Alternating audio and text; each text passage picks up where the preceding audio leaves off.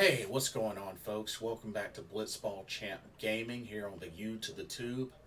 I'm your host, Blitzball Champ Jason Ingram. So, I wanted to get on here and talk about a couple of things gaming related. Want to talk about the whole Bayonetta 3 situation with Hellena Taylor being denied better pay.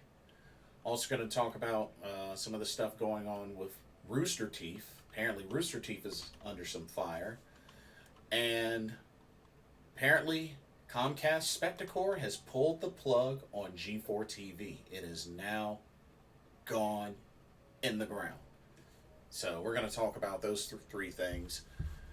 First off, Bayonetta voice actress Hellena Taylor is urging fans to boycott the game over insulting pay. And there's a article on Kotaku about it, which I'll link in the description box. But yeah, apparently, so here's the deal with Bayonetta 3. Hellena Taylor is usually the voice of Bayonetta in the franchise, but because of the low payment offer, which ended up being $4,000, they ended up going with Jennifer Hale to be the English voice actress for Bayonetta and Bayonetta 3. And even Helena Taylor went to social media voicing her disdain and just her frustrations and such about what went down. But yeah, apparently the word is Platinum Games, which is the Japanese developer of this franchise, only offered Hellena Taylor $4,000 to complete the voice acting role for Bayonetta for this game. And apparently, word is that I believe Hideki Kamiya, which is also who is the executive director on the game, apparently blocked others from accessing or commenting on his social media due to everything that's been going down with this. And honestly, I mean,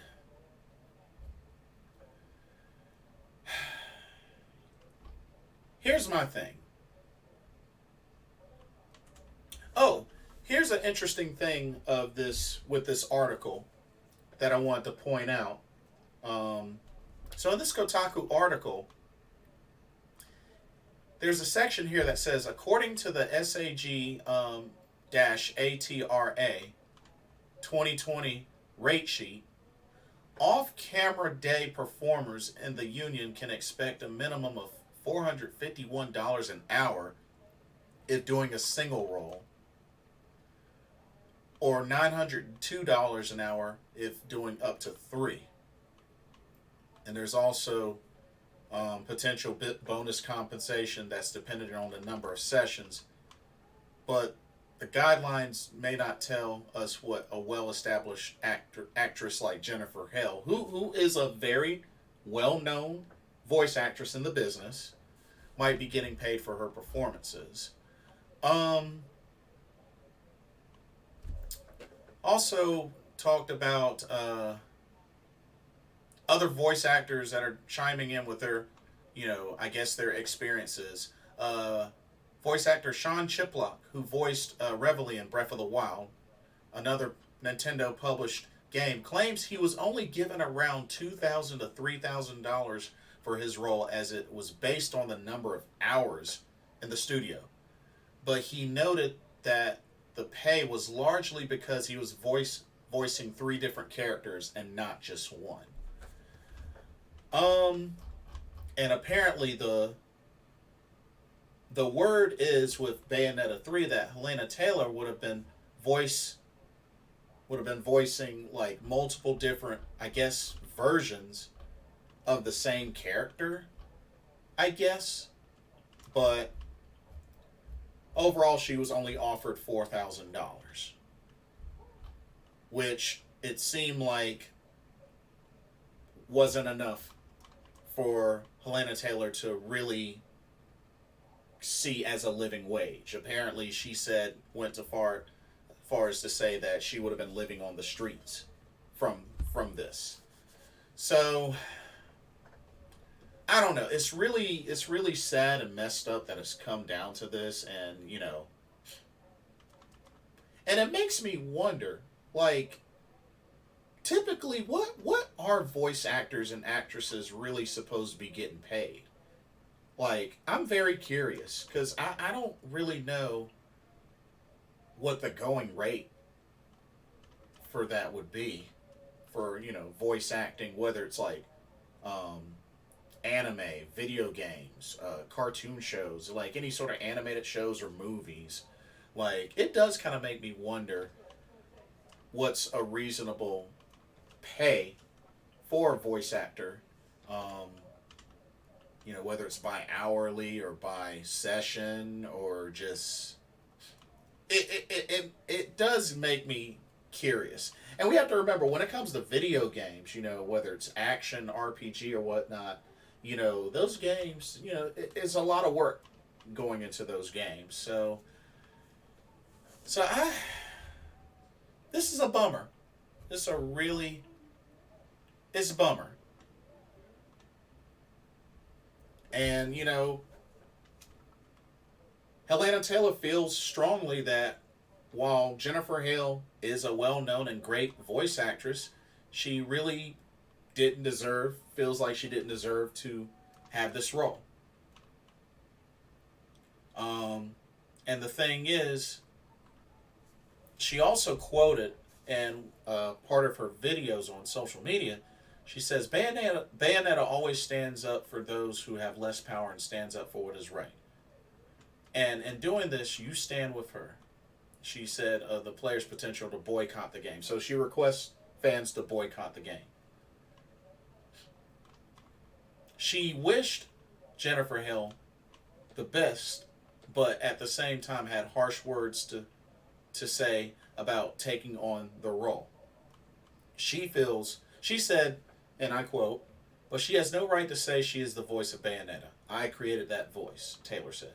"She has no right to sign merchandise as Bayonetta any more than I have the right to sign as Eva Green, even though I was her parent on the video game The Golden Compass.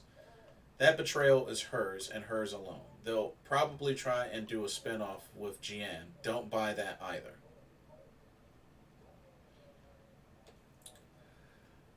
Ooh. And it's really unfortunate, like, what's come of this, because I mean I can understand a voice actor or actress voicing a particular character for a long time for a number of different seasons or entries into a series, which Helena Taylor had with Bayonetta, and then Bayonetta 3, it goes to Jennifer Hale, and like I said, $4,000, I mean, for the whole project. I don't know. Like, I'm not going to sit here and say, oh, that's definitely too much or too less. I honestly don't know, because I really have no idea, like, how much typically voice actors and actresses would get paid. So, I mean, if she feels that it's definitely, she was lowballed, then, I mean, that's got to mean something. But yeah. So like I said, I'll post that Kotaku piece in the description. And apparently Rooster Teeth is under a lot of fire for how they've been treating their employees. Apparently, word is they've been treating their employees pretty badly. Now, those of you that don't know Rooster Teeth, they're the studio behind Red vs. Blue and Ruby as well. But apparently on their Twitter, they released a statement. But yeah, there's been a lot of disputes and apparently unfair treatment that's coming to the light from Rooster Teeth, and I'll post the statement in the description box as well. But it's long. It's really really long. So well, actually, I guess I can go ahead and read it. I can go ahead and read it. So this was the statement from Rooster Teeth, and you can actually see it on their Rooster Teeth Twitter account. It says this statement, and I quote: "As an almost 20-year-old company that started in the earliest days of online video and grew rapidly alongside the rise of internet culture, we have faced inevitable mistakes and interpersonal challenges. 2020 was a year of broad societal change that brought past conduct to our attention. Many individuals at Rooster Teeth acknowledged personal responsibility for their actions, both internally and externally. We as a company took that moment to seize the opportunity to respond and improve. Over the last 2 years, we've spoken about challenges with the community, pledged to do things better, and implemented internal actions to advance structural improvement. Specifically, we began by bringing in new leadership to drive this internal work. This led to engaging a DEI consultant, a management firm specializing in cultural growth and workplace change, outside HR support, and external management training consultants. In addition, we engaged an outside compensation tool in 2020 to review our internal pay bands and completed our initial pay parity review in 2021. As our organization continues to evolve, this will be an ongoing exercise and continual effort. Our dedication to change has included the valuable input of many team members across the company, Caden being one, and we're grateful for their collaboration. We have held ourselves accountable, and everyone in the organization is committed to establishing the Rooster Teeth Way, a comprehensive and aspirational set of values and behaviors anchored by our purpose and vision, carefully crafted with the input of the entire company. These values are reinforced by workshops and management training, employee business resource groups, BRGs, increased channels for feedback, both direct and anonymous, and immediate action when warranted. Leadership, management, and personnel across the company have evolved over the past 2 decades to build what we believe is a safe, secure, and inclusive workplace. We are disheartened to hear of anyone who has experienced pain resulting from prior experiences working at Rooster Teeth and support the resolution of interpersonal conflicts through direct and honest dialogue. New leadership has worked to address and investigate past conduct, acknowledging that mediation is complex and doesn't guarantee a perfect solution.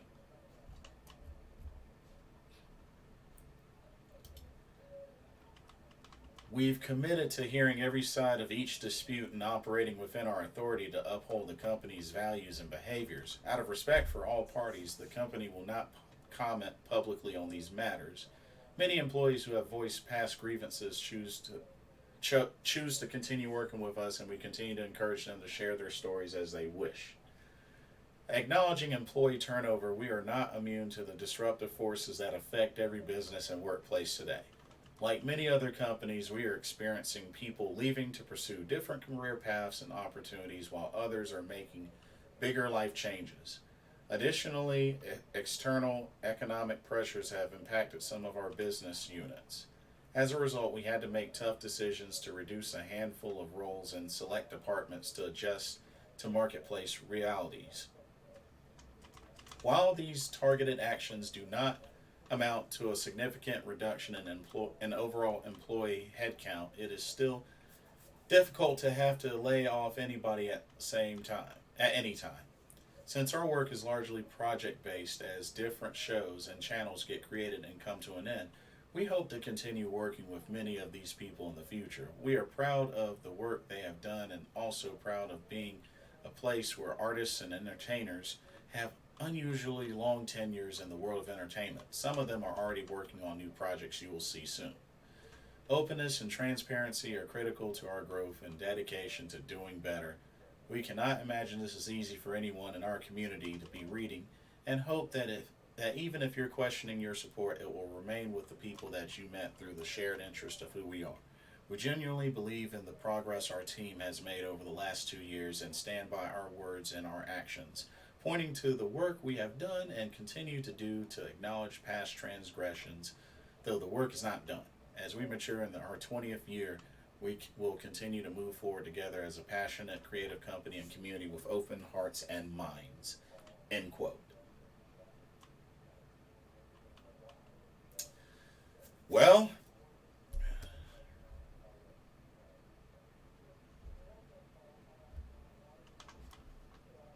I mean, it's a very corporate statement, as I figured would be, but it sounds like generally the main issues are unfair treatment of the employees, unfair pay, and wages and stuff like that. So, ugh. I mean, I don't know what to say. It sounds pretty bad. It sounds pretty bad, and you know, I haven't really. I mean, I used to watch Red versus Blue. I lost track after like season 5 or 6. Like I don't even know if they're still making seasons of that. I don't know if they've created episodes of Red versus Blue with the Halo Infinite universe. They probably have. I don't know, but really, really hate to see this happen, and just it's not a good look. It's not a good look, but that's their statement. I mean, I don't know how y'all want to take that, but that's their statement.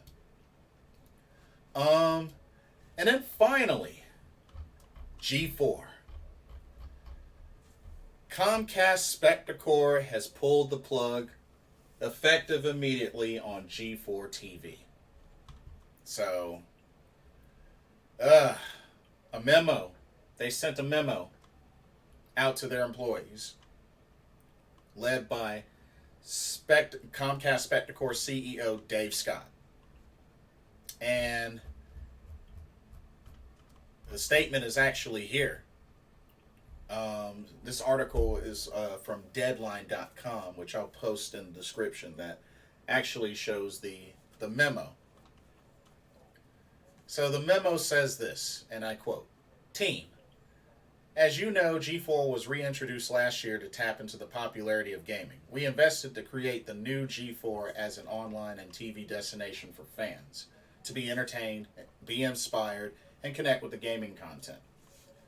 Over the past several months, we worked hard to generate that interest in G4, but viewership is low, and the network has not achieved sustainable financial results. This is certainly not what we hoped for. And as a result, we have made the very difficult decision to discontinue G4's operations effective immediately. I know this is disappointing news, and I'm disappointed too. I want to thank you and everyone on the G4 team for the hard work and commitment to the network. Our human resources team is reaching out to you to provide you with the support, discuss other opportunities that may be available, and answer any questions you may have. Thank you again for all of your hard work for G4. Sincerely, Dave Scott, Chairman and CEO, Comcast Spectacor. End quote. So dang. So in less than a year, G4, the reboot, has been put 6 feet under. They pulled the plug on it, y'all. Honestly, and I was talking about this not too long ago. Unfortunately, it was only a matter of time. Just the content hasn't been great. The content really didn't do much for anything. I mean, they had content. They were using YouTube, and they had a multi-year agreement with Twitch. And they also had TV deals with, I think, Verizon, Fios, Cox, Infinity TV, and Philo. So, I mean, honestly, y'all, just the content wasn't that good. Content wasn't that good. They had the whole Frost rant, and just I give them kudos for effort, I guess. But honestly, some say G4 was doomed from the start. I mean, when you have so much in content creation, you have tons of content creators out there, you know, making content reviews and stuff on gaming that has a strong following, whether it's on YouTube or Twitch, you know, whatever, wherever, Facebook, wherever. They're strong and going. And I just really feel like maybe G4 just really didn't have a chance in this reboot.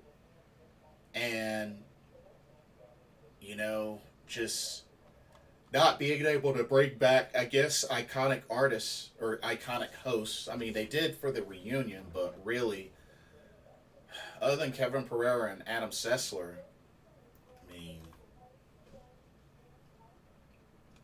it really wasn't anything special. But dozen employees and contract workers, you know, were hit hard by the shutdown.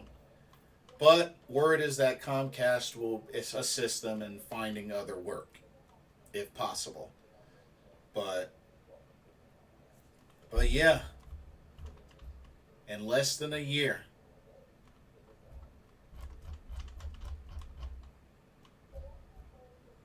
it's a shame. Or my correction. So just after a year after its relaunch. So just about a year after the relaunch, technically.